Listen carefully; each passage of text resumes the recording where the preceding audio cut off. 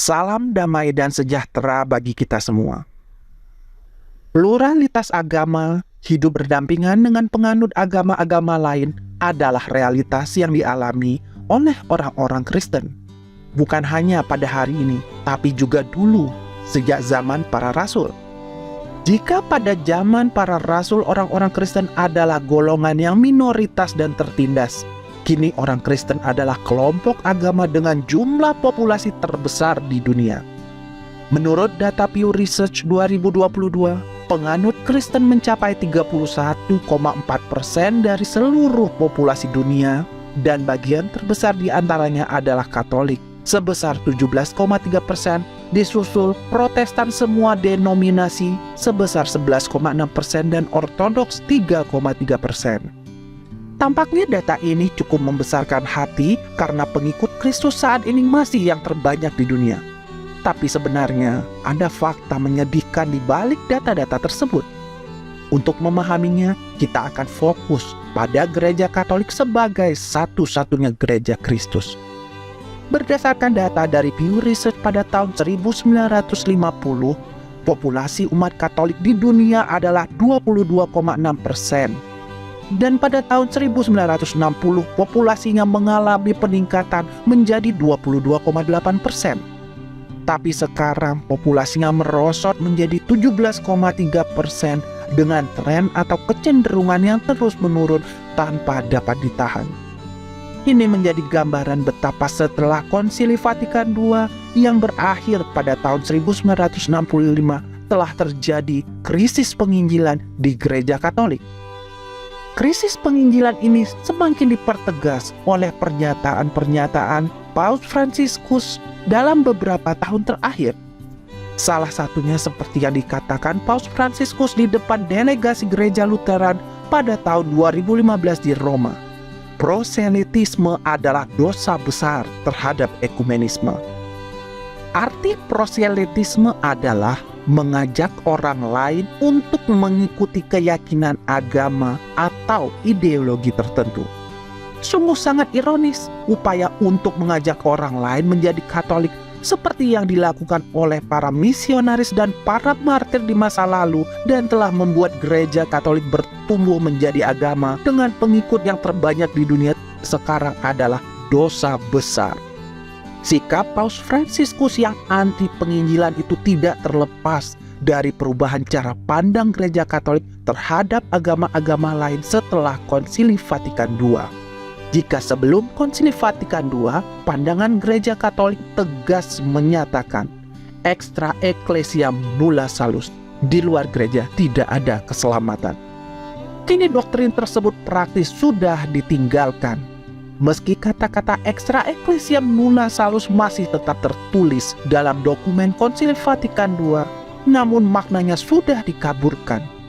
Tidak perlu heran jika banyak imam, bahkan uskup yang mengatakan bahwa doktrin extra ecclesiam nulla salus sudah ditinggalkan Gereja Katolik.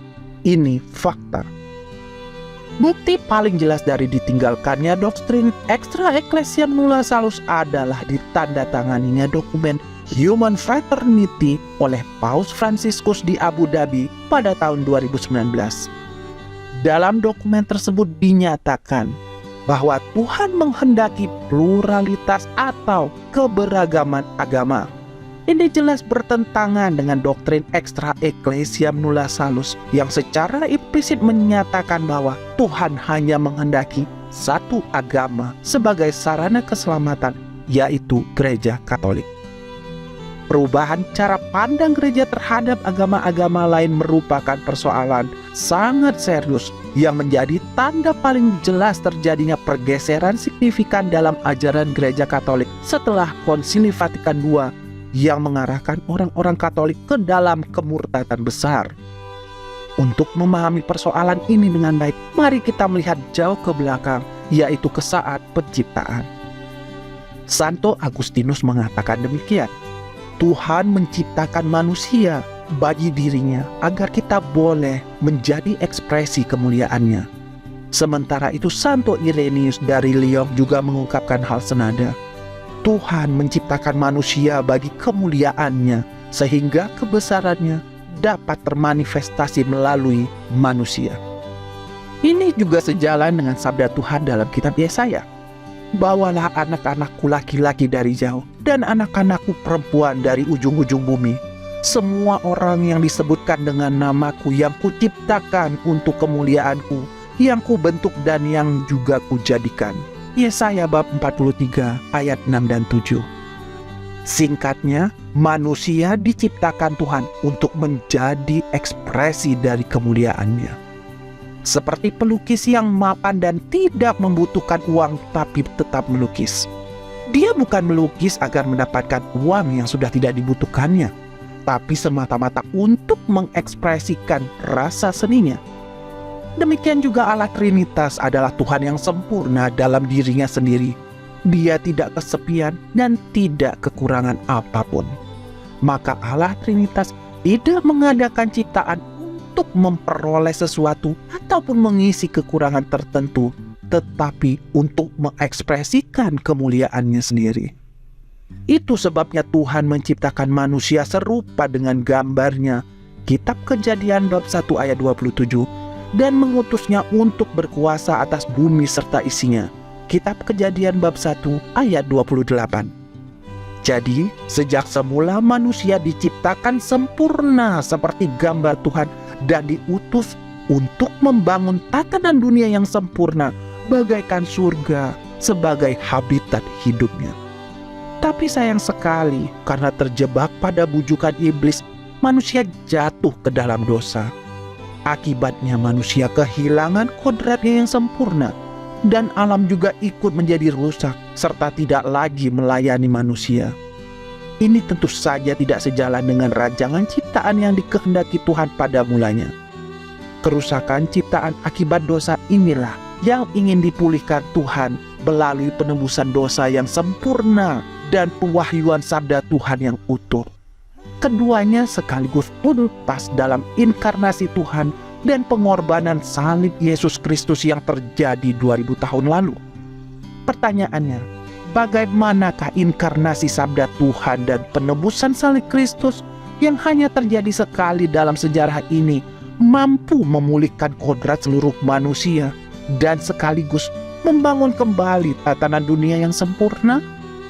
Untuk itulah Tuhan Yesus mendirikan gerejanya, agar karya penebusan dapat terus berlanjut melalui kurban sehari-hari dalam misa kudus, dan kebenaran sempurna yang dinyatakan dalam inkarnasi sabda dapat ditransmisikan secara utuh melalui ajaran iman para rasul. Itu yang menjadikan gereja Katolik sebagai agen membangun peradaban manusia.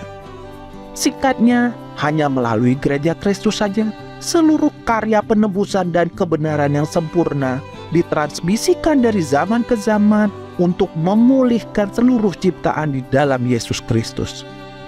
Dari pemahaman inilah muncul doktrin extra ecclesiam nulla salus. Di luar gereja tidak ada keselamatan.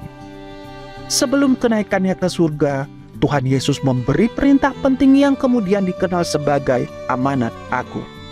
Pergilah, jadikanlah semua bangsa murid dan baptislah mereka dalam nama Bapa dan Putra dan Roh Kudus. Matius bab 28 ayat 19. Adalah kehendak Tuhan bahwa pada akhirnya semua manusia tanpa kecuali dibaptis untuk menjadi pengikut Kristus, agar mereka menjadi satu kawanan dengan satu gembala di dalam gerejanya, bukan di tempat lain. Keinginan ini diabadikan dan dihidupkan terus sepanjang zaman dalam doa Bapa kami yang setiap hari diucapkan para pengikutnya.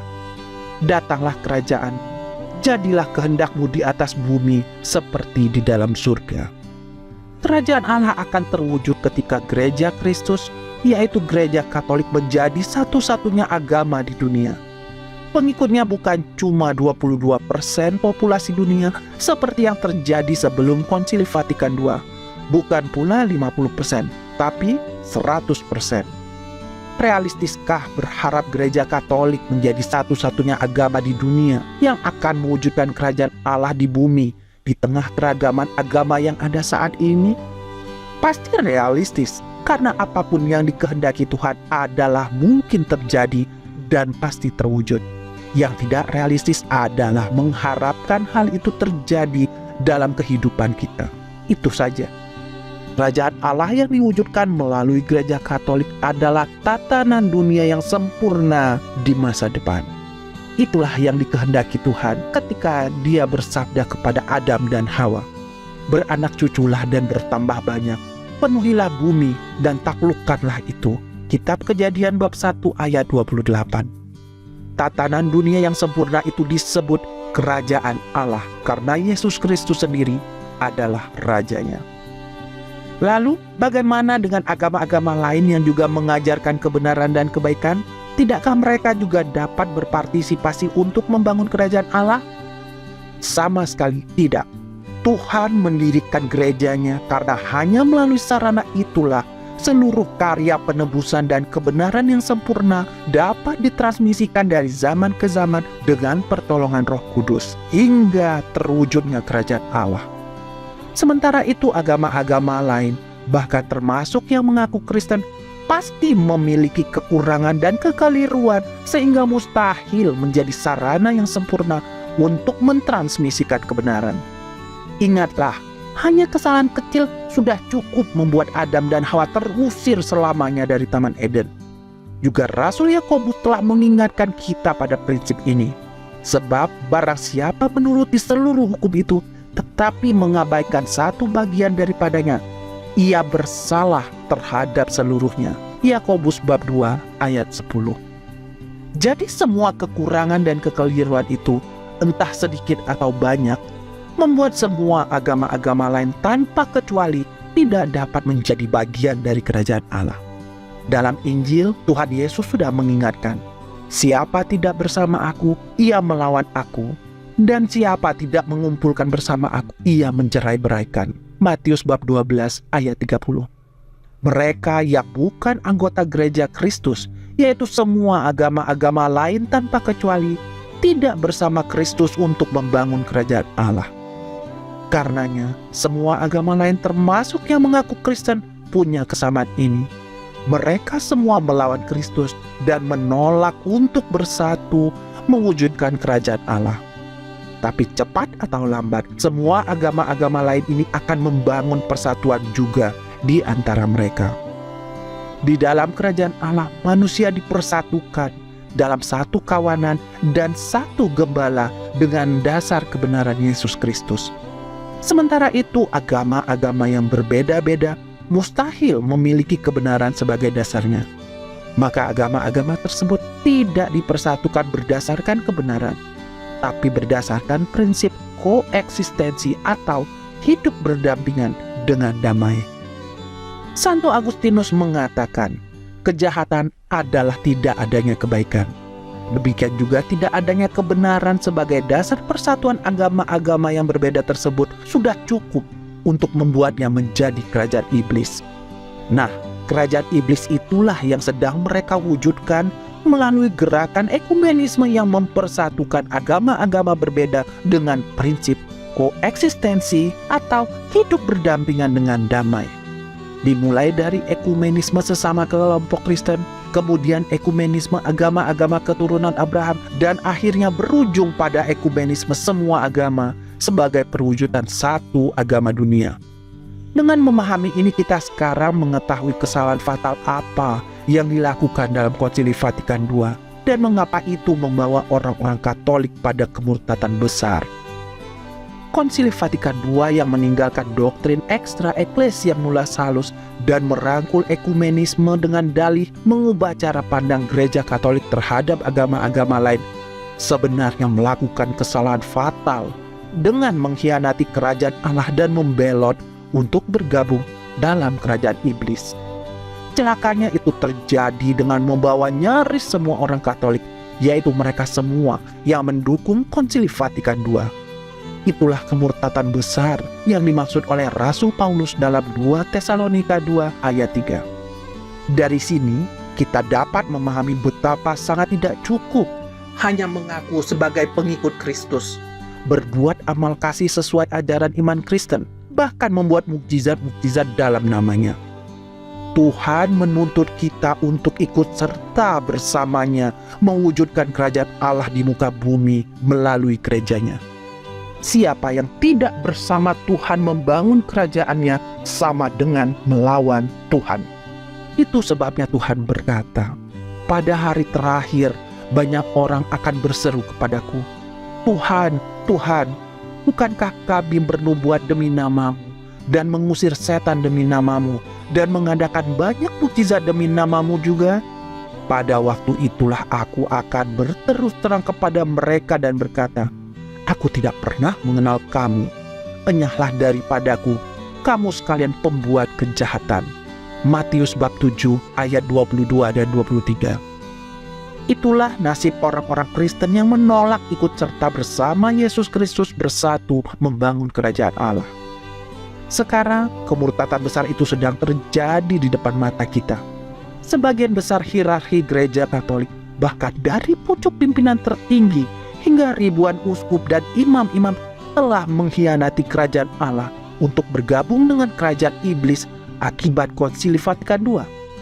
Tapi janji Tuhan bahwa gerejanya tak akan terkalahkan tetap akan tergenapi melalui sisa umatnya yang setia, yaitu kita semua orang Katolik yang bertekad untuk setia pada iman para rasul dan menolak pembaharuan sesat Konsili Vatikan II.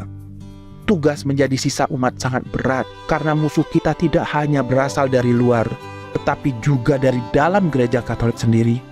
Meski demikian, kita tidak perlu takut ataupun ragu.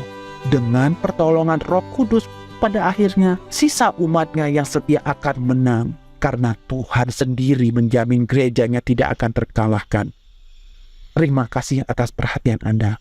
Viva Christore.